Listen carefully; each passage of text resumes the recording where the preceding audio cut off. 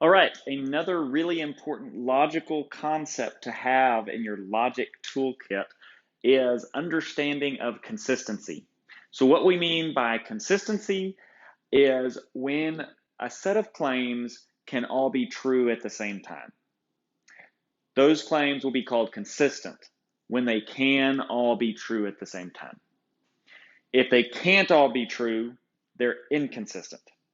Okay, so let's look at some examples. So here's the first example. James is alive and James is dead. Those are two claims. Those are going to be inconsistent. They can't be true at the same time, right? Assuming that they're being stated at the exact same time, James can't be both alive and dead. It's kind of part of what it means to be alive is that you can't be dead. And part of what it means to be dead is that you're not alive. Those are inconsistent claims. Now, what I'd like y'all to do is pause your video and work through these other three examples and see whether you can say whether it's consistent, whether the claims are inconsistent or consistent in each of these three remaining sets of claims. So pause now. Okay, so hopefully you were able to work through those and get some answers. Let's look at them in turn. All adults can read, all 3-year-olds can read.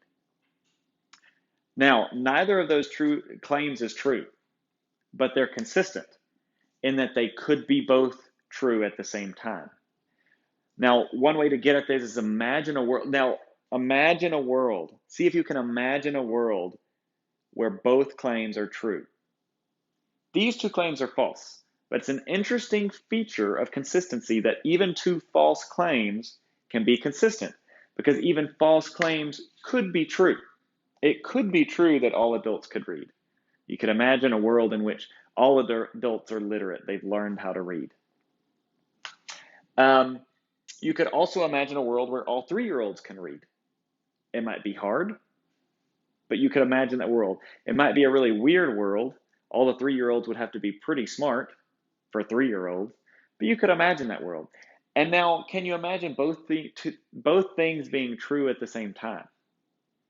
And the answer is yes. There's nothing about all adults reading that keeps all 3-year-olds from being able to read. And there's nothing about all 3-year-olds being able to read that keeps all adults from being able to read. Okay, what about this second one? We're getting more complicated, and we're seeing that we can compare claims or test them for consistency even when there's more than two claims. So in this case, there's 3 claims, and the claims are Justin is the smartest person in the room, Justin is not smart, Sarah is smart and is in the room. Okay, are those claims consistent? These claims are inconsistent. They can't all be true at the same time. If Justin is the smartest person in the room, and Sarah is smart and in the room, that means I have to be smarter than Sarah, which means I have to be smarter than a smart person, which means I'm still smart. You can't be smarter than a smart person and not be smart. So that's inconsistent with the claim that Justin is not smart. So these claims are inconsistent. They can't all be true at the same time. Okay, let's look at this last example. Justin doesn't like orange juice. All reasonable people like orange juice. Are they consistent? Are they inconsistent? In this case, these are actually consistent claims, right? Because nothing here, as far as this goes, says that I am a reasonable person. So it could be, for all these claims say, that Justin doesn't like orange juice, and all reasonable people like orange juice because possibly Justin is an unreasonable person. Now, if you added that claim in, or if you added the claim in that Justin is a reasonable person, and you had a set of 3 claims here, those 3 claims would be inconsistent. But as they stand, Justin doesn't like orange juice and all reasonable people like orange juice are consistent.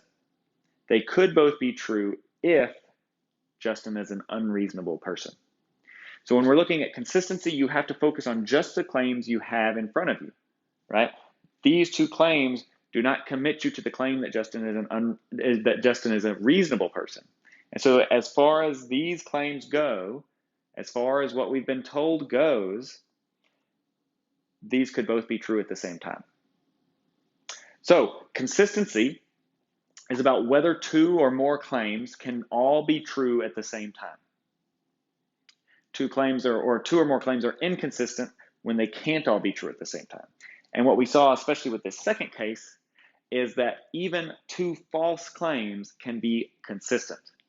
They can also be inconsistent. They could be false and they couldn't both be true at the same time, even though possibly they could both be true. We didn't look at one of those examples, but I challenge you to come up with one of those examples on your own. That is, two false claims that are inconsistent because they couldn't both be true at the same time.